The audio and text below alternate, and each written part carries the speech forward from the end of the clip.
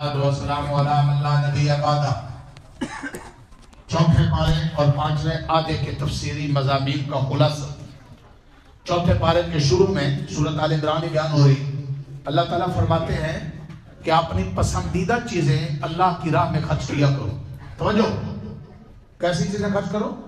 اللہ کی ذات جب عمدہ ہے، اللہ کی رضا اونچی چیز ہے، جنت اونچی چیز ہے، تم اس کے طالب ہو تو عمدہ چیزیں اللہ کا ساتھ دو۔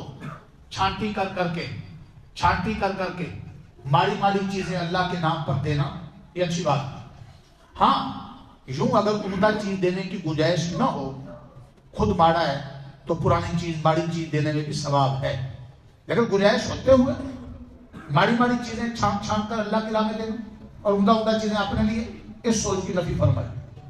لن تنالوا البر حتى تنفقوا مما تحبون، چوتھے بارے کی ابتدائی پہلی ہے۔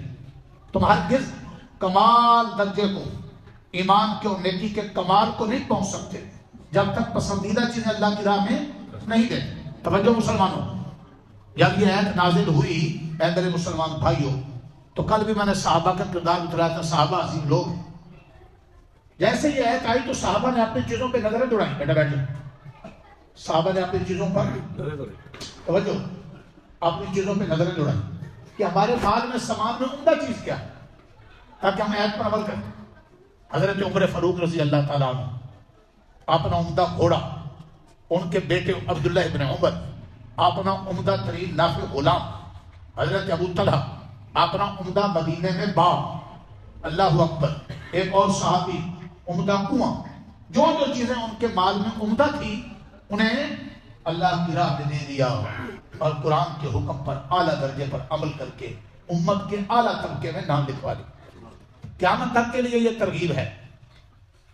آگے بیت اللہ کی عظمت ہے کہ روئے زمین پر سب سے پہلا گھر بیت اللہ ہے اور مسجد حرام۔ حضرت عبداللہ بن مسعود سے روایت، حضور پاک سے پوچھا گیا یا رسول اللہ صلی اللہ علیہ وسلم، دنیا میں سب سے پہلا گھر کون سا؟ آپ نے فرمایا مسجد حرام۔ اصل میں در حقیقت جو یہود تھے، انہوں نے ہر معاملے میں گڑبڑ کی، دین کا اولیاء بگاڑا۔ جب مدینہ میں حضور پاک تشریف لے گئے، 16-17 ماہ بیت المقدس کی طرف رک کر کے نماز پڑھی تاکہ یہ مانوس ہو جائے۔ کون؟ یہ مانوس ہو جائے، یہ اسلام میں آ جائے، لیکن زندگی تھے، اسلام میں نہیں آئے۔ اور آپ کو پسند بھی، حاجی الیاس صاحب، آپ کو پسند بھی بیت اللہ ہی کا قبلہ ہونا تھا اور جد ابراہیم کا قبلہ بھی بیت اللہ تھا۔ حضور پاک ادب کی وجہ سے اللہ تعالیٰ سے درخواست تو نہیں کرتے کہ آپ بیت المقدس کی بجائے بیت اللہ کو قبلہ بنا دیں، لیکن آپ انتظار کرتے رہتے ہیں، آسمان کی طرف دیکھتے ہیں کب وہی آتا۔ اللہ تعالیٰ نے پیارے نبی کی پسند کے تحت ہمیشہ کے لیے بیت اللہ کو قبلہ بنانے کا حکم دے دیا۔ اس پر یہود نے رائی کو پہاڑ بنایا، پروپیگنڈا کیا کہ سب سے پہلا گھر تو بیت المقدس ہے اور سب سے افضل گھر بھی بیت المقدس۔ ان کے نظریے کے رد کے لیے چوتھے پارے کے شروع میں اللہ تعالیٰ نے ان کا رد کیا کہ دنیا میں پہلا گھر بیت المقدس نہیں ہے، پہلا گھر بیت اللہ، سب سے افضل گھر بھی بیت اللہ بھی مسجد حرام۔ اس سے آگے اللہ نے ساری دنیا کو پھیلایا۔ جب قیامت آنی ہوگی تو ساری دنیا ختم ہو جائے گی، آخر میں اس کا وجود ختم ہوگا۔ جی ہاں، اس لیے بیت اللہ کی چند خصوصیات مسجد حرام کی بھی بیان کی۔ ایک خصوصیت یہ کہ وہاں مقام ابراہیم ہے۔ جاگیر توجہ، میری نظر ہوتی ہے آپ سب، جی ہاں توجہ، مقام ابراہیم ہے۔ وہ استاد ہی ہاشمی صاحب کیسا استاد ہے جس کی طلبہ پر نظر نہ، وہ امام بیچارہ غلام ہے، وہ امام نہیں ہے جس کی بکلیوں پر، بکلیوں کی جگہوں پر نہیں، ان کے تیجے دسویں کے چلیسویں کے ختموں اور ان کی جوڑوں پر نہیں۔ امام اپنی شان میں رہتا ہے۔ جو اللہ رسول کا غلام ہے وہ پوری قوم کا امام ہوتا ہے، وہ غلام نہیں ہوتا۔ ہاں، لیکن نظر رکھتا ہے کہ کوتاہی قوم کر رہے ہیں، پابندی قوم کر رہے ہیں۔ اس مؤذن کی فضیلت ہے جس کو نمازوں کے اوقات معلوم اور لوگوں کے حالات معلوم۔ مؤذن دیکھتا ہوں کہ کون لوگ نماز میں نہیں آ رہے، کون آ رہے ہیں، کون سستی کر رہے ہیں، کون کو چستی احساس دلاتا ہے، اس مؤذن کی فضیلت۔ اللہ آج نہ مؤذنین کو بتائیں نہ اماموں کو بتائیں۔ مزاج یہ ہے کہ امام ایسا ہو جو سب کو شروع ہوا ہے، جس کو اللہ رسول کی فرما برداری اور قرآن و سنت کا علم دن رات سیکھ رہے ہیں، اس کو کہاں فرصت ہے کسی کو شروع کرنا۔ ہاں، وہ احساس ضرور دلائے گا کہ سارے لوگ دین کا نفاذ ہے کر رہے ہیں، اللہ کا سب کہاں بھاگ کر جا رہے ہیں۔ اس دین کے لیے لوگوں نے سالوں میں سفر کی ہے۔ جہانگیر صاحب اللہ کا سب آپ کو بالکل گھر کے پاس بغیر کسی خرچے کے ایک مرکز میں بیٹھ کر سننے پڑھنے کا کیا مل جاتا ہے؟ موقع قرآن حدیث. آپ جاؤ نا دردا میں، آپ کو پتا پورے رمضان میں حافظوں کے لیے پیچھے تراویح سننے والوں کو جس میں قرآن ختم ہوتا ہے سب کو پیسے دینے پڑتے ہیں اور حافظوں کی خدمت کرنی آخری دنوں میں پیسے اکٹھے کیے جاتے ہیں. اخلاق سے بحث ہو. یہاں اتنے سال گزر گئے، میرے آنے سے پہلے جو کچھ ہوا سو ہوا ہے. کبھی کہ حافظوں کو یہ کچھ دینا دو خلاص. خدا اللہ کے دین کی بات دھیان سے سنا کرو، نال نفرے نہ کیا کرو. میں علاقے والوں کو سارے چودھریوں کو چیلنج کروں، 5 لاکھ مدرسے کا 5 مہینے مدرسے کا بل ادا کرو، مدرسے مسجد کے خرچے ادا کرو، میں تمہیں خود کمیٹی بھی شامل کروں. 25-30 ہزار تمہارا ہوتا ہے، لاکھوں کروڑوں کی یہ بلڈنگ بنتی، مجھے پتہ ہے میرے لگ کو بنتی ہے نا کوئی میدان. اللہ اکبر، تمہارے 25-30 ہزار کا بل ادا ہوگا تو تمہارے اماموں کے حافظوں کی تنخواہیں دی جائیں. سوچنے کی بات مولانا، یہ حق سچ کی بات کہی جاتی ہے، کہی جاتی ہے اللہ کے فضل سے. یہاں تمہارا اسپیکر ریاض صادق میرے سامنے بیٹھا تھا، ختم نبوت کے مسئلے پر میں نے سوال کیا تو اس کے پسینے چھوٹے ہوئے. ہم محبت سب سے کرتے ہیں، ہر امیر غریب سے کسی مسئلے سے میں کوئی نفرت نہیں، لیکن حق سچ کی بات ڈنکے کی چوٹ پر بیان کرنا اپنا فرض ہے. دین کو وقار سے بیان کرنا تو بڑے شوق سے کر رہے ہیں. جی جلدی پشتی پر جن اسکولوں کالجوں میں آپ اپنے بچے پڑھاتے ہیں میں ان سے نینگوں میں پڑھا سکتا ہوں. ہمیں تعلیم سے نعمت کے طور پر کہہ رہا ہوں، جن ٹکوں کو آپ تک سے پھر رہتے ہیں وہ ٹکے میری جیبوں میں آگے نیچے گھوم رہے ہوتے ہیں. ہاں یہ جو کچھ ہے شوق سے کہ بیٹا تراویح سنا رہا ہے، ادھر تراویح سنا رہا ہے. سوال پیدا میں نے کو منع کیا ہوا، تراویح وجہ سے کسی سے 2000-4000 نے پکڑ. یہ شوق سے قرآن پڑھایا بچوں کو، بچوں کو پڑھایا اور قرآن قوم کے بچوں کو پڑھا رہے ہیں، بوڑھے جوانوں کو پڑھا رہے ہیں. ابھی میرے اوپر کون سی لاٹھی ہے جو مجھے پابند کر رہی ہے کہ جاؤں خلاصہ بیان کروں؟ کوئی بھی نہیں. یقین جائے جاؤ بس میں گھومو جاتا. ہر بندے کا کام خلاصہ بیان کرنا بھی نہیں ہے بورڈر. جی جن بات کا کچھ نہ ہو. ہم چھوٹی بڑی حدیث کی کتابیں بخاری شریف کا قرآن مجید پر ساری زندگی نوکری دی. یہ بال داڑھی پڑھانا شروع ہوئی کہ ہم سفید ہو انگلیوں میں قرآن سکھا سکتے ہیں. الحمدللہ شکر کیا کرو کہ آپ کو قرآن و سنت کی ایک حق سکتی بات سمجھنے کا موقع اللہ نے بغیر کسی مشقت، ورنہ کہاں سے لوگ آتے ہیں جاتے ہیں. ڈیرہ غازی خان کشمیر بلوچستان کراچی تک میرے منٹ مانگتے ہیں لوگ. میں آپ کو آسانی سے مجھے سمجھ جاتا ہوں، آپ کو قدر نہیں ہے. بیچاروں کو بہت سے لوگوں کو گھر میں کوئی پوچھتا ہے، گلی گلے میں کوئی نہیں پوچھتا. اب وہ مسجدوں میں اول تو آئیں گے نہیں آئیں گے، سب سے آخر میں آئیں گے، سلام پھرتے بھاگ کر ایسے جائیں گے جیسے کہہ جھوٹتے. اور اگر کو بیٹھے تو سمجھے کہ محمد پر احسان ہو رہا ہے. ہر کسی نہیں.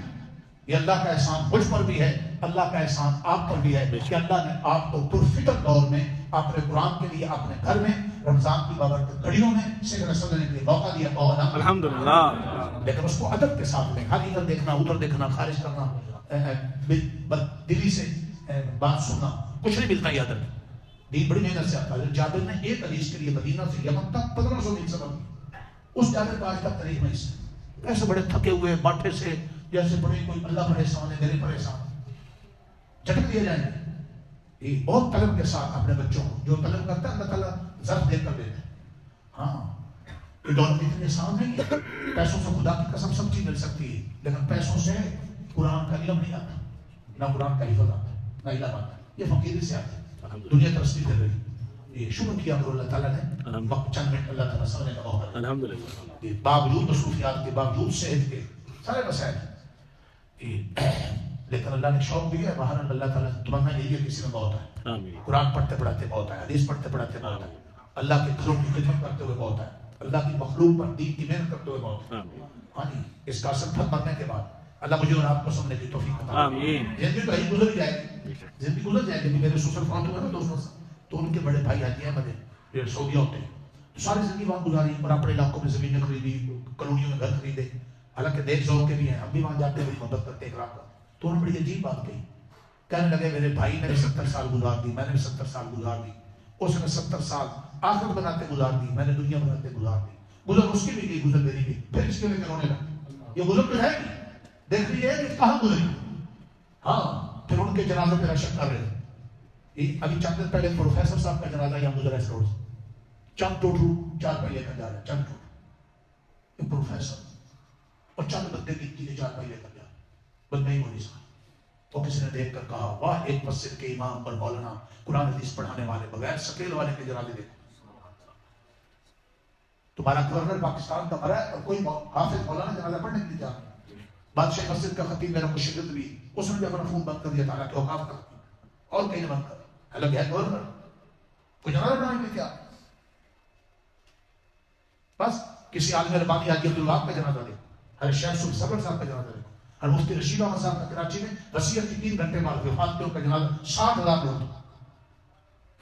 آپ کے ان علاقوں میں جی اس مسجد سے چھوٹی مسجد ہماری زندگی کے آپ جب اس ادارے سے چھوٹا ادارہ مولانا یہاں پڑھاتے ہیں، لیکن ایک چھوٹی سی جگہ پر ساری زندگی قرآن حدیث پہ فقیری کی زندگی گزار کر آپ نے جنازہ خود دیکھا ہوگا. آپ اس الفیصل ٹاؤن کا شاید اتنا بڑا جنازہ کہ جس میں ٹریفک بھی جام ہو گیا ہو. اس سے سمجھو قرآن کی عظمت.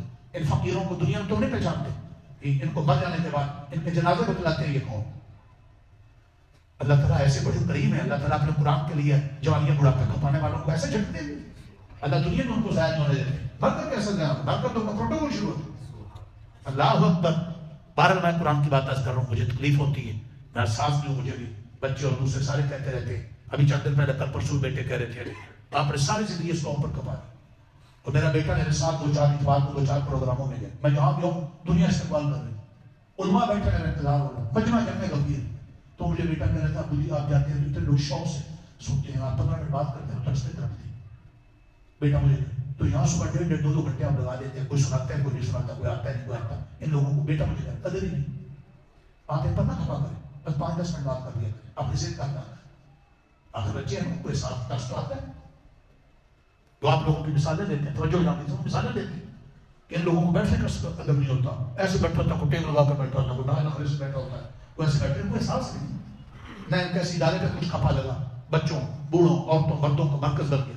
کسی کالونی میں اسکیم میں گھر بناؤ، نماز نہ نہیں پڑھتے ہو، گھر میں مسجد کا چندہ دینا پڑتا. جاؤ کسی کالونی میں جب 3 منزلیں اوپر سے نیچے تک، علم کیا، عالم کیا، حافظ کیا، بوڑھے کیا، جوان کیا، نہ اساتذہ کے حقوق کی فکر، نہ طلباء کے خرچے کی فکر، نہ تراویح پڑھانے والوں. یہاں درجنوں لوگ یہاں سے قرآن پڑھانے دوسری مسجدوں میں جاتے ہیں. پتہ نہیں کتنے جگہوں پر الحمدللہ سداری کی مرکز سے کتنے مسجدیں آباد، 5-6 مسجدیں بن گئی.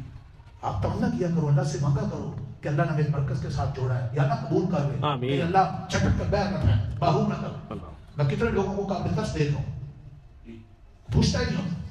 بعد مجھے 5-10 منٹ بات کرنے دیا کرو، متوجہ نہ کرنا پڑے. مجھے اس سے غرض نہیں، ہمیں ساتھ دلاتے جو بیٹھ جائیں فارغ نہ جائے بیچاروں کو اپنے قوم کی نسلوں کو کلمہ تک جاتا. یہاں 2-2 4 پڑھنے کے لیے اولاد اور ماں باپ اور بھائی اور بہن ایک دوسرے گھر پر کو پرسانے حال جی جنازہ ہوتا کو پڑھنے والا سے نہیں دیکھتا. کیا زندگی. بارے میں تھوڑی بات کر لوں، مجھے تکلیف ہوتی جب آپ لوگ ادھر ادھر توجہ کرتے قرآن کی عظمت کے خلاف یا آنے جانے والے کو دیکھتے کہ اپنا نقصان کرتے ہیں، ہمیں تکلیف دیتے. میں عرض کر رہا تھا کہ بیت اللہ کی عظمت، بیت اللہ کی چند نشانیاں بیان کی. وہاں مسجد حرام کی مقامی ابراہیم ہے ایک خاص نشان. وہ جگہ جہاں حضرت ابراہیم نے پاؤں رکھے تھے اور حضرت اسماعیل تعمیر میں شریک تھے، اللہ نے ان نشانوں کو قیامت تک کے لیے رکھ لیا. اور آج اس کے دائیں شیشہ لگا ہوا ہے اور لوگ اس کو چوما چاٹا کر رہے ہوتے ہیں. اس کو نشانی بنایا. 2 رکھتے وہاں پڑھنا طواف کے بعد افضل واحد. دوسری نشانی مسجد حرام کی زمزم ہے، جس زمزم کا پینا بیماریوں کا علاج ہے، برکت کا ذریعہ ہے اور دیکھنا بھی ثواب. تیسری نشانی توجہ ہے، تیسری مقام ابراہیم ہے، زمزم ہے، صفا مروہ ہے. اس قسم کی نشانیاں اللہ نے اس مسجد حرام کو عطا اور حکم دیا ہے کہ زندگی میں ایک بار جس ملک اور خطے میں بھی تم رہتے ہو اس جگہ سے حج کے مہینوں میں شوال، ذوالقعدہ، ذوالحج، ان 3 مہینوں میں جس مرد عورت عاقل بالغ مسلمان کے پاس اتنا پیسہ ہو کہ وہ بیت اللہ تک جا سکتا ہو تو حج فرض ہو جائے. حضور نے فرمایا جس پر حج فرض ہے اور وہ حج نہ کرے تو کوئی پرواہ نہیں کہ یہودی ہو کر مرے یا عیسائی ہو کر مرے. دھیان ہے؟ جی ہاں. اللہ بیت اللہ کے عظمت سے بار بار حج عمرہ فرض تو نہیں ہے، لیکن گناہ معاف ہونے کا ذریعہ ہے، فقر کے دور ہونے کا ذریعہ ہے، اللہ کے قرب اور محبت کا ذریعہ. یہ بڑی آشکارا عبادت اللہ ہم سب کو نصیب کرے. بار بار یہ پیسوں سے نہیں کیا جاتا، یہ عشق اور محبت سے ہوتی. بہت سے لوگ ایسے ہیں جو یورپ اور دنیا بھر کے ملک گھومتے ہیں، سال زندگی بھر ان کو حج نصیب، اپنے گھروں میں اسکیموں میں کوٹیاں 2 کوٹیاں 4 پورشن بناتے ہیں، زندگی بھر ان کو حج ہوتی. اور کتنے ایسے فقیر درویش سادے ہوتے ہیں وہ بار بار حج پر جاتے ہیں، بار بار عمرے پہ جاتے ہیں. یہ معاملہ عشق اور محبت کا ہے. اللہ ہم سب کو نصیب فرمائے. اور پیسے جمع کرتے رہا کرو، اللہ سے دعا مانگتے رہا کرو، اللہ بار بار توفیق دے گا انشاءاللہ. پیسے پورے ہونے سے پہلے اللہ بلائے. طلب، محنت، کوشش. اس کے علاوہ اس سورت کی خاص بات یہ ہے کہ اللہ تعالیٰ نے سود سے روکا. یا ایھا الذین آمنوا لا تأکلوا الربا، اے ایمان والو سود نہ کھاؤ. سود کی کئی قسمیں ہیں، سود مفرد ہے، سود مرکب ہے. جس دور میں یہ آیت نازل ہوئی تھی اس وقت معاشرے میں جو رائج سود تھا وہ سود مرکب تھا. سود مرکب کیا ہوتا ہے؟ ہیلو، کسی کو 50,000 قرضہ دیے، 5 مہینے کے بعد واپس لینا 60,000. وہ 5 مہینے کے بعد نہیں دے پا رہا، مہینہ لیٹ ہو گیا تو اب 70، پھر لیٹ ہو گیا تو 80، پھر لیٹ ہو گیا تو 90. اس طرح سود پر سود. یہ سود مرکب ہوتا ہے. یہ بھی رہ اس وقت تھا، آج یہ بھی حرام اس وقت رہ گئی. باقی سود کفرت بھی اگر ہو، مرکب نہ ہو، قرضہ کسی کو دینا، گندم 5 من قرض دے کر 6 من لینا، قرضہ دے کر تھوڑے سے ساتھ زیادہ ملانا، یہ سود ہوتا ہے. تفصیلات اپنی جگہ. سود سے اللہ فرماتے ہیں رک جاؤ جی، اللہ رسول کی اطاعت کرو، جہنم کے عذاب سے بچو، نیکی میں اور جنت لینے میں ایک دوسرے سے آگے بڑھو. مکان میں، دولت میں، پیسے میں دوسرے سے آگے نہ بڑھو، جنت لینے میں نیکی میں دوسرے سے آگے بڑھو. اللہ اکبر کبیرہ. آل عمران سورہ بیان ہو رہی ہے. کل اس کے واقعات 3 سنائے تھے. یہاں آج اس سورت کے آخر میں 2 بڑے غزوے بلکہ 3 واقعات بیان ہو رہے ہیں. غزوہ بدر، غزوہ احد، غزوہ حمراء اور اسد. تینوں مدد تھوڑا سا سمجھ بس، ہر سورت کے ساتھ جا رہے ہیں چھٹی. غزوہ بدر حق اور باطل کی پہلی جنگ ہے. بدر کا کنواں مدینے سے میدان ہے کچھ دور فاصلے پر، اس کے دائیں بائیں 17 رمضان تک جنگ لڑی گئی تھی. کافروں کے مقابلے میں اسلام کی پہلی جنگ، جس کے سپہ سالار حضور پر نور صلی اللہ علیہ وسلم. 3 گنا کافر طاقت میں زیادہ تھے، ان کو شکست ہوئی اور 70 مردار ہوئے، 70 قیدی ہوئے. اللہ اکبر. اسلام کا روب چھا گیا. اس غزوے کا نام غزوہ یوم الفرقان. بدر کو یوم الفرقان، جس نے حق اور باطل میں فرق کر. اس غزوہ بدر کا ذکر یہاں آل عمران میں بطور حوالے کے. اصل مقصود غزوہ احد یاد ہے. احد پہاڑ کے درمیان جائے میں جنگ لڑی گئی تھی جو مدینے کے قریب احد پہاڑ ہے، جس کے بعد حضور نے فرمایا میں اس سے مدد کرتا ہوں، یہ مجھ سے مدد کرتا ہے، آپ سے مدد کرتا ہے. ہوا یہ کہ حضرت ابو سفیان ابھی مسلمان نہیں ہوئے تھے، خالد بن ولید بھی مسلمان نہیں ہوئے تھے ابھی تک. تو کافروں کو حسرت تھی کہ بدر میں ہمیں بڑی مار پڑی. انہوں نے اس کا بدلہ لینے کے لیے مسلمانوں پر حملہ کرنے کی کوشش کی. حضور علیہ السلام اور صحابہ تیار ہو گئے. اور پہاڑ کے دائیں میں یہ جنگ لڑی گئی. 3 شوال، بدر کا وہی یاد رکھا تو رمضان 17 تاریخ سن 2 ہجری، ہجرت کے دوسرے سال اور 1 سال بعد دوبارہ غزوہ احد ہوا پہاڑ کے دائیں میں. حضور پاک نے ایسی تشکیل دی تھی، حضور پاک نے لشکر کو تقسیم کر دی. حضرت عبداللہ بن جبیر جو تھے ان کی قیادت میں وہ 50 لوگ پہاڑی کی چوٹی پہ کھڑے کر. تم نے اس طرف کو نہیں چھیڑ ہٹنا، یہاں سے کیا کرنا جیسے بھی حالات تاکہ پیچھے سے حملہ نہ کرے دشمن. باقی کے سمے بنا دی دشمن کا مقابلہ کرنا. شروع میں ایسے زوردار مسلمانوں نے وار کیے جس میں خاص طور پر سیدنا علی، حضرت حمزہ، حضرت ابو دجانہ جیسے حضرات تھے جنہوں نے بڑے بات کیے اور بڑے کرتب دکھائے. کافر بھاگنے میں مجبور ہو، ادھر سے کافر بھاگ گئے میدان چھوڑ کر مشرک. تو مسلمان مال غنیمت کافروں کی چھوڑی ہوئی چیزوں کو سمیٹنے میں لگ گئے. مال غنیمت بڑی نعمت ہے. اب وہ جو پہاڑی کی چوٹی پر تھا قافلہ 50 کا، انہیں حکم تھا کہ تم نے ہر حال میں یہاں ہی رہنا.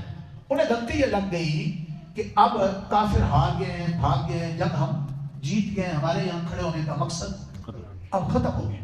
اس لیے 39 ساتھی اس سوچ کے تحت پہاڑی کو چھوڑ کر مال غنیمت کی طرف چلے. اور جو امیر قافلہ تھے وہاں کچھ چوٹی پر جو صحابہ کے امیر تھے حضرت عبداللہ، ان کی رائے یہی تھی کہ ہم نے ہر حال میں یہاں کھڑے رہنا. وہ اکیلے رہ گئے تو 10 ساتھی ان کے ساتھ تھے، باقی ادھر لگ گئے. ادھر خالد بن ولید بہت لڑائی کے باہر تھے، بھی مسلمان نہیں ہوئے تھے. انہوں نے اس طرف سے پیترا بدلا اور زوردار حملہ کیا کہ وہ جو چوٹی پر 10-11 لوگ تھے وہ شہید ہو گئے. اور ادھر سے پیچھے سے حملہ کیا اور آگے ابو سفیان اور ان کا قافلہ جو بھاگا ہوا وہ بھی روک گیا. وہ اگلے بھی پیچھے تو آ گئے اور پیچھے والوں نے بھی اٹیک کر دیا. جو مسلمان گویا چکی کی 2 پاٹوں کے درمیان آ گئے اور اس درمیان مشرکوں کے احد میں 22 لوگ مارے گئے، جبکہ مسلمان شروع میں جیت رہے تھے. آخر میں اس غلطی کی وجہ سے اجتہادی غلطی تھی 70 مسلمان شہید ہو گئے، جن میں سید الشہداء حضرت حمزہ بھی. اور اسی دوران خبر پھیل گئی کہ رسول پاک صلی اللہ علیہ وسلم بھی شہید ہو گئے. جبکہ رسول اللہ شہید نہیں ہوئے تھے، رسول اللہ کے دندان ٹوٹے تھے، آپ ایک کھائی میں گرے تھے، زخمی ہوئے تھے. اور خبر یہ پھیل گئی کہ حضور شہید ہو گئے. اس سے مسلمانوں کی جو رہی تھی ہمت تھی وہ بھی ہار گئی. تو بڑا نقصان ہو گیا. لیکن کعب بن مالک تھے، ان کی آواز اونچی تھی. انہوں نے بلند آواز سے کہا الیہ عباد اللہ، الیہ عباد اللہ. یہ حضور آواز دے رہے تھے، اے اللہ کے بندوں کہاں جا رہے ہو؟ انی رسول اللہ، میں یہاں موجود ہوں. حضور پاک کی آواز ذرا آہستہ تھی، دھیمی تھی. کعب بن مالک نے اونچی آواز سے حضور کا پیغام پہنچایا. تو جو صحابہ بکھرے ہوئے تھے، ہمت ہارے ہوئے تھے، پھر وہ واپس لوٹے. اور حضور پاک کو زخمی تو آپ تھے لیکن ابھی حیات تھے، آپ کو دیکھ کر پھر حوصلہ ہو گیا اور پھر زوردار لڑائی کی. مسلمانوں نے کافر بھاگنے پہ مجبور ہو گئے. نہ تو کافر غزوہ احد میں مشرک فتح پا سکے، لیکن نہ ہی پوری طرح فتح کن کو ملی، مسلمانوں کو ملی. نقصان کا بھی ہو گیا. 55 ایتوں میں توجہ دیتے سورت آل عمران کے 4 پارے میں آپ نے یاد رکھنا ہے، شروع کے چند رکوعوں کے بعد 55 آیتوں میں اس غزوہ احد کا ذکر، تفصیل سے اسی کو بیان کرنا مقصود ہے۔ حوالے کے طور پر غزوہ بدر کا تھوڑا سا ذکر، مسلمانوں میں دھیان دیں، سبق دیکھنا کیسے مکہ نکال کر اللہ کی فضا کو دیا جاتا۔ اللہ نے مسلمانوں کو سمجھایا، دیکھو ادھر دیکھو کہ صبر، یہ صبر ہوتا ہے، دلیری، ثابت قدمی، عبدالرحمن توجہ، اور تقوی، حرام سے بچنا، یہ 2 چیزیں بدر میں مسلمانوں کے پاس اعلیٰ درجے میں تھی، تو اللہ نے ان کو فتح دی، فرشتے اترے، دشمن کو شکست ہوئی، 3 گنا طاقت میں جاتا۔ صبر اور تقوی کا اعلیٰ معیار احد میں قائم نہیں رکھ سکے، کون؟ مسلمان، تو ان کو چوٹ لگی، دھچکا لگا، نقصان ہو گیا۔ ہمیشہ کے لیے سبق دیا ہے کہ تم کسی بھی میدان کو جیتنا چاہتے ہو تو کیا چاہیے؟ ثابت قدمی چاہیے، آپس کا اتحاد چاہیے، اتفاق چاہیے، اللہ رسول کی فرما برداری چاہیے۔ یہ جب بھی تمہارے پاس ہوں گی تمہیں دشمن شکست نہیں دے سکتے۔ ابھی ہمارے پاس افغانستان والوں نے 48 ملکوں کا 20 سالوں میں مقابلہ میرے اور آپ کے سامنے کیا، آخر کر دیا اللہ نے، آج ان کو فتح دی اور دشمن کے غرور کو خاک میں ملایا۔ آج ہم بکھرے پڑے، امت مسلمہ بکھری پڑی، کاش آپ غزہ کے مسلمانوں کے لیے امت مسلمہ کیا ہوتی، اکٹھے، کفر اکٹھا ہے، یہودی ایک دوسرے کے ساتھ دے رہے، کفار، مسلمان بکھرا ہوئے، اور بدقسمتی سے مسلمانوں کی لگام جن کے ہاتھ میں ہے، جن کو وہ ان کے اعلیٰ کار ہیں، نیچے مخلص ہیں۔ کل یاد رکھیے ہمارے مخصوص دفاعی قوت کے کچھ لوگ میرے پاس بیٹھے تھے، اور نیچے کے لوگ کتنے مخلص، بدقسمت سے اوپر کچھ مسلط ہیں، جی بدقسمتی ہے، اللہ تعالیٰ سے مانگے اس احد میں حصہ۔ لیکن حضور علیہ السلام اور صحابہ سے ناراض ہو گئے جنہوں نے پہاڑی کی چوٹی چھوڑ کر بھاگا، آپ ناراض ہوئے، لیکن ناراضگی حضور کے اللہ کے لیے تھی، ذات کے لیے، اللہ کے دین کے لیے تھی۔ وہ اتنا پشیمان ہوئے، پریشان ہوئے، پھر آخر کار انہیں توبہ طے ہوئے، اللہ نے ان کو معاف کر دیا، اور حضور پاک کو سفارش کی۔ سورۃ آل عمران میں اس کا ذکر ہے، اے میرے نبی آپ ان کو معاف کر دیں، آپ کی ناراضگی ذات کے لیے تو تھی نہیں، ہمارے لیے تھی، ہم نے ان کو معاف کیا ہے، آپ بھی معاف کر دیں۔ اب جن صحابہ سے حضور ناراض تھے ان سے حضور مشورہ نہیں کرتے تھے، توجہ جب ان کو حضور مشورے شامل نہیں کرتے تھے، اللہ نے حضور کو سفارش کی کہ آپ ان کو مشورے میں بھی شامل کر لیں، آپ اللہ پر توکل کریں۔ یہ 2 غزوے ہیں تفصیل سے۔ تیسرا غزوہ حمراء اور اسد ہوا یہ کہ ابو سفیان کا قافلہ جب احد میں شکست کھا کر اور مدینہ سے چلے گئے، دور پہنچے مقام روحہ، انہیں فوراً خیال آیا کہ آج تو مسلمانوں کو بڑے زخم پہنچ گیا ہے، 70 اتنے شہید ہو گئے ہیں، ان کا نبی بھی زخمی ہو گیا ہے، تو ہمیں ان کو اس بیچ میں چھوڑ کے نہیں آنا چاہیے تھا، ہمیں خوب اور لڑنا چاہیے تھا اور مسلمانوں کو صف اصلی سے مٹا دینا۔ یہ ارادہ ہوا مشرکوں کا، کافروں کا۔ انہوں نے پروگرام بنایا کہ ہم واپس بھی مکہ واپس پہنچے، راستے میں مقام روحہ میں واپس لوٹیں اور نئے جذبے کے ساتھ ہم مدینے پر حملہ کریں اور یہ اسلام کا نام لینے والوں کو صف اصلی سے مٹائیں۔ یہ ان کا ارادہ ہی ہو رہا تھا پروگرام۔ ایک نعیم بن مسعود نامی شخص تھا، منافق، عمرہ کرنے کا، تو صرف عمرے پر بات نہیں بنتی، یہ کئی منافق بھی کر لیتے، وہ نماز نہیں پڑھ لیتے، تو وہ وہاں سے مکہ سے واپس آ رہا تھا مدینہ، اس کو پیسے ویسے کا لالچ دیا کہ تیری خدمت کریں گے، تجھے رشوت دیں گے، تو نے مدینہ میں نا ہماری طاقت کو بڑھا چڑھا کر بیان کر۔ اس نے آتے ہی مدینہ میں بڑھا چڑھا کر کہا، کافر مشرک اتنی بڑی تعداد میں، اتنی بڑی فوج کے ساتھ تمہیں صف اصلی سے مٹانے آ رہے ہیں، تمہارا نام و نشان ختم ہو جائے۔ اللہ نے قرآن مجید میں سورۃ آل عمران آپ پڑھ لینا گھروں میں، اللہ نے اس کو انسان نہیں کہا یہ شیطان ہے جو تمہیں کافروں سے ڈراتا ہے۔ تو میں جملہ یہاں کہہ دوں سن لو گے اور تھوڑا غور کرو گے، تھوڑا تمہارے چہرے گرفتار ہو گئے، قرآن کر دیں۔ ماشاءاللہ ریاض صاحب تشریف فرما، سن لو گے، پھر سینے پہ ہاتھ رکھ لو۔ جو کافروں کی طاقت بڑھا چڑھا کر بیان کریں اور کافروں سے ڈرائیں مسلمانوں کو، اللہ نے سورۃ آل عمران میں ان کا نام شیطان رکھا، اور یہ منافقوں کا کام۔ اگر ہم امریکہ سے، یہودیوں سے مقابلہ کریں گے تو پتھر والے زمانے میں چلے جائیں گے، ہم تو ان کے بغیر چل نہیں سکتے۔ غزہ والوں کے لیے بات کرو گے تو تمہارے سارے جو تمہاری خبریں ہیں وہ بھی نہیں دی جائیں گی، ان کو بند کر دیا جائے۔ یہ کون لوگ ہیں جو آئے دن عرصہ ہو گیا کافروں سے ڈراتے ہیں؟ یہ ہمارے، اللہ نے ان کو انسان کا نگوارے نہیں کیا۔ آپ کے سامنے میں واقعہ تاریخی بیان کر رہا ہوں اور قرآن سے بیان کر رہا ہوں۔ اللہ نے اس نعیم بن مسعود کو انسان بھی نہیں کہا، کیا کہا؟ جو کافروں کی طاقت بڑھا چڑھا کر بیان کرے، تو جو اللہ کی طاقت بڑھا چڑھا کر بیان کرے اور اللہ کا خوف دلوں میں ڈالے، وہ انبیاء ہوتے ہیں اور انبیاء کے نائبین اولیاء ہوتے ہیں۔ اس سے آپ پہچانو کہ اللہ سے ڈرانے والے ہمارے معاشرے میں کون ہیں، یہی علماء اللہ والے، اور کافروں سے، IMF سے، ورلڈ بینک سے، یہودیوں سے، یہ وہ ڈرانے والے ہیں جن کو قوم ووٹ دیتی اور جن کو سلوٹ مارتی، یہ جو مہنگے مہنگے علاقوں پہ سارا قبضہ کرتے۔ سن رہے ہو؟ یہ دیکھ رہے آپ حالات اور کر. لیکن وہاں تو آپ یہاں تو آج ہم ہیں نا, تو ہم کافروں کی قوت سے کیا جاتے, ڈر جاتے. وہاں تو حضور اور صحابہ جب نئے دن رسول منافق نے آ کر مدینہ کی خبر پھیلائی نا کافروں کے بارے, حضور علیہ السلام نے للکار ماری, آئے مسلمانوں چلو فوری نکلو. وہاں ایسے نہیں تھے جیسے کل میں نے تھوڑا سا آپ کو اعلایا. اس لیے قرآن نے جہاد اور انفاق کو, مال خرچ کرنے کو ساتھ ساتھ بیان کیا. جو 4 پیسے دین کے لیے نہیں دے سکتا وہ دین کے لیے جان بھی نہیں دے سکتا. کل تھوڑا سا چیک کیا نا چوشا, اللہ کا رسول چیک کرتے تھے. تبوک کے موقع پر لا سارا مال ابو بکر لے کر آئے, مرادہ لے کر آئے. حضرت عثمان نے تبوک والوں کو سارا سامان دے دیا, حضرت عبدالرحمن بن عوف نے بات دے دی. یہ چیک ہوتا ہے. حضور نے ماری للکار, منافق ڈرانا چاہ رہے تھے. اب ایسے معاملے پر پتہ چلتا ہے مولانا کون کھڑے ہیں, کون کھوٹے ہیں, کون اپنے ہیں, کون غیر. جب حضور نے آواز دی نا تو جتنے مسلمان آپ دیکھ رہے 70 صحابہ کو ابھی عہد میں شہداء کو دفن کر کے واپس آئے. ابھی دفن کر کے پوری طرح سکون نہیں ہوا اور گھروں میں بیٹھے نہیں ہیں کہ حضور نے آواز دے دی اور للکارا کہ نکلنا. 70 شہداء کو, رشتہ داروں کو, عزیزوں کو, بھائی بیٹوں کو, باپوں کو, شہداء کو دفن کرنے والے زخموں سے چور چور, لیکن ان کے استاد پیر و مرشد کی للکار پر فوراً کھڑے ہو اور حضور کے ساتھ چلے, مدینہ سے نکلے نعرے مارتے ہوئے, للکارتے ہوئے, دھاک اٹھاتے ہوئے, پورے جوش کے ساتھ. ان کا خواب کیا تھا کہ یہ ڈر جائیں گے. حضور علیہ السلام اور صحابہ پہنچے ہیں مدینہ سے 8 میل کے فاصلے پر ایک جگہ تھی جس کا نام حمراء الاسد. کیا نام ہے؟ حمراء الاسد. جب مسلمان نکلے نا مدینہ سے اور صحابہ نعرے مارتے ہوئے, حضور پاک نعرے مار رہے ہیں, کہیں بھی نعرے مارے پڑتے, نعرے مارتے ہوئے, للکارتے ہوئے, دبا دیں گے, مار دیں گے کافروں, اور نکلے نا تو وہاں پہنچے تو حضور علیہ السلام اور صحابہ کے نعرے اور ان کی یہ جوش اور خروش, اس کی خبریں پہنچی کن کو, ان کافروں کو. تو ان کا پیشاب نکلا, سارے بھاگ گئے, سامنے آئی نہیں. وہ جو ارادہ کر رہے تھے دوبارہ مدینہ پر حملہ کرنے کا. 3 دن مسلمان اور حضور حمراء الاسد جگہ میں ٹھہرے رہے, وہاں بازار میں چیزیں خریدتے بیچتے رہے, بزنس بھی کرتے رہے. وہ ان کا بزنس بھی نفع والا ثابت ہوا اور اللہ تعالیٰ نے ان کو فتح بھی دی. بغیر لڑے جنگ اللہ نے ان کو فتح دے دی. اس غزوے کا نام غزوہ حمراء الاسد ہے. آج چوتھے پارے سورۃ آل عمران میں یہ 3 غزوات یاد ہوئے. ان کے آخر میں سورۃ آل عمران کے آخر میں اللہ نے ایمان والوں کی اللہ اکبر چند نشانیاں بیان کی کہ وہ زمین آسمان میں غور کرتے ہیں اور رب سے یہ دعائیں کرتے ہیں کہ اللہ ہمیں نیکوں کے ساتھ جینے کی توفیق دینا, نیکوں کے ساتھ موت دینا, نیکوں کے ساتھ کل اٹھانا. آپ یہ تمنا کرتے ہیں. اللہ تعالیٰ ان کا ذکر کرتے ہیں کہ ان کے لیے ان کا عمل ضائع نہیں کروں گا.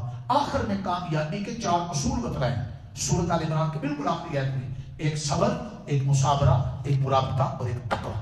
فرمایا دیکھو 4 چیزیں جب بھی مسلمانوں میں ہوں گی یہ فتح پائیں گے. صبر, مشکلات میں ثابت قدم رہنا. مصابرہ, دشمن کے مقابلے میں اپنا روب اور جرأت دشمن سے زیادہ ہونی چاہیے کم. اور تیسری چیز تقویٰ, اللہ کے نافرمانیوں سے بچنا, حرام سے بچنا. اور چوتھی چیز اپنی سرحدوں کی حفاظت اور راتوں کو مرابطہ, اللہ کے ساتھ او بقا. جب مسلمان دن کو مجاہد ہوتا تھا اور رات کو راہب ہوتا تھا, رات کو اللہ کے سامنے دعائیں مانگتا تھا اور دن کو میدان میں للکارتا تھا, اللہ کی مدد آتی. اب یہ دن کو بازار شاپنگ اور سیرگاہ میں بارہ گردی کرتے ہیں, رات کو ٹی وی اور انٹرنیٹ فلمیں دیکھتے ہیں. نہیں سمجھا ٹھیک, نہ مجاہد رہے نہ راہب رہے جی. اس لیے اب تماچے لگ رہے ہیں سنجے کھبے اور ان کا کوئی پرسان حال نہیں. اللہ کرے کہ آپ واپس آئیں. آگے سورۃ النساء ہے. نساء اس لیے کہتے ہیں جلدی صورت ہے, اس میں عورتوں کے حقوق بہت زیادہ بیان کیے. زمانہ جاہلیت میں جنگیں جب ہوتی تھی تو کافر لوگ بچوں کو اور عورتوں کو جنگ کے میں سے حصہ نہیں دیتے تھے. کہتے تھے جو جنگ نہ لڑ سکے اس کا میراث کا حصہ. مرنے والا مر جاتا تو اس کے چھوڑے ہوئے مال میں سے چھوٹے بچوں کو نہیں دیتے تھے اور عورتوں کو نہیں دیتے. زمانہ جاہلیت کیوں نہیں دیتے تھے کہ یہ جنگ نہیں لڑ سکتے. اسلام نے ان کے اس نظریے کا رد کیا کہ مرنے والا جب مر جائے اس کے چھوڑے ہوئے مال میں جہاں بالغ کا, بھائی کا, جوان بیٹے کا, باپ کا حصہ ہے, ماں کا حصہ ہے, وہاں عورتوں کا, بہنوں کا, بیٹیوں کا اور بچوں کا بھی میراث کا مسئلہ بیان کیا ہے. خوب تفصیل سے سورۃ النساء میں عورتوں کے حقوق بیان ہوئے, ان کے حصے بیان ہوئے.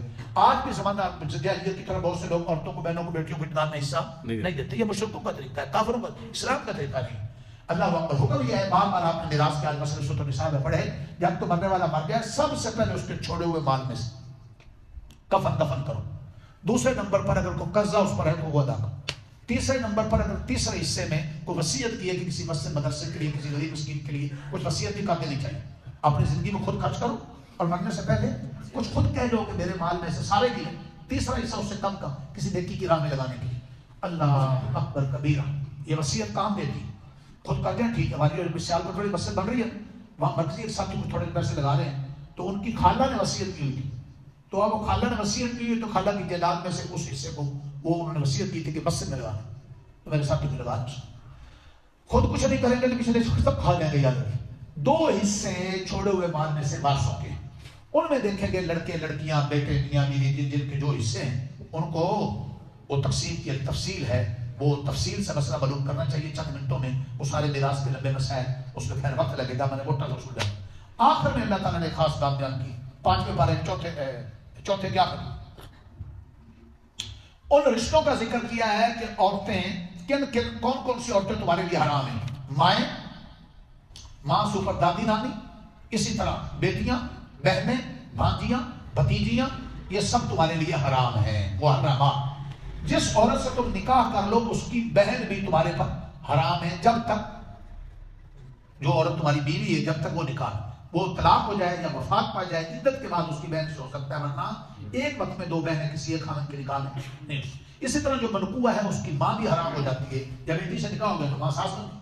اسی طرح جو خامد والی عورتیں ہیں 5ویں پارے کے شروع میں جو خامد والی عورتیں ہیں وہ بھی کسی دوسرے مرد پر حرام۔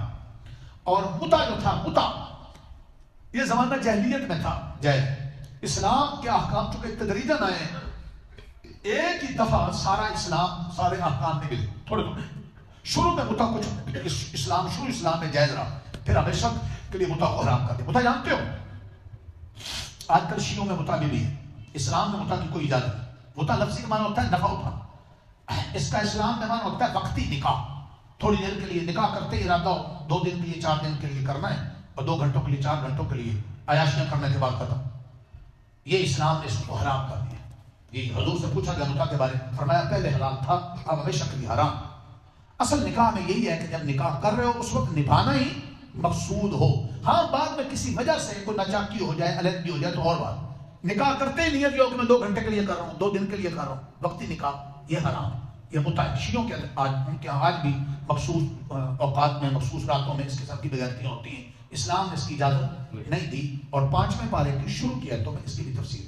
اسی طرح ایک خاص بات خاندانی نظام کو سنبھالنے کی کچھ تدابیر ہے، اگر میاں بیوی میں کسی طرح ناچاکی ہونے لگے تو حکم ہے خامد کو کہ اپنی بیوی کو اچھے طریقے سے سلجھائے سمجھائے نصیحت کرے، اور اگر نصیحت کرنے سے بیوی نہ سمجھے تو بستر جدا کرے، کوئی شرم و حیا والی ہوگی تو میاں کی تھوڑی سی ناراضگی سے وہ محسوس کر دے گی اور اپنی غلطی کا احساس ہو جائے۔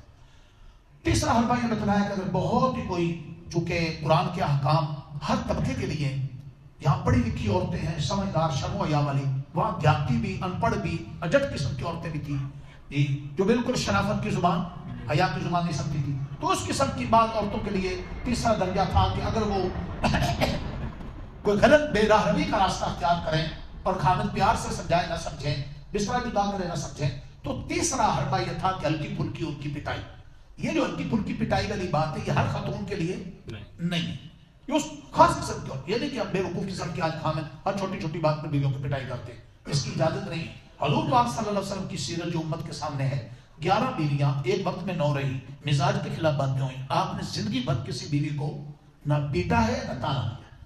ایک اس کی بھی ترغیب دی گئی ہے، خاص طور پر یتیموں کی اور عورتوں کے حقوق اس سورہ میں بہت بیان ہوئے ہیں، حکم دیا ہے کہ جو یتیموں کا مال کھائے گا وہ اپنے پیٹ میں آگ ڈالے، اور اس کا یہ عمل جہنم کی آگ کا ذریعہ۔